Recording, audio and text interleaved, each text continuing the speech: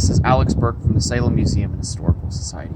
And for this week's installment of Around Town, a historic video tour of Salem, we're here standing on College Avenue with Clay Street right behind me. And we're here because in the 1890s, this was actually where Salem City Hall was.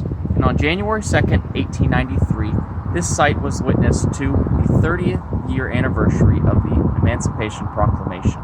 And the African American community came to celebrate this in force with a day-long celebration. And you had a mile-long parade coming from Water Street all the way to here. They had 2 different brass bands and thousands of participants involved with it. It was a true celebration. And it was co-sponsored by the Salem and Roanoke Emancipation Clubs to come give an even greater population to it. But the highlight of the day was a speech given by Dr. Daniel Williams, and he was a professor and a dean at the Virginia Normal Collegiate Institute, which is what we call Virginia State University today in Petersburg.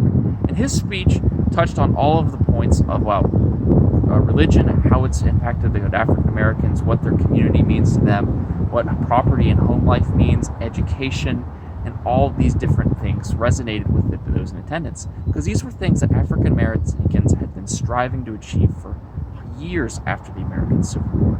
And after he finished speaking, he compiled all of his talk into a pamphlet.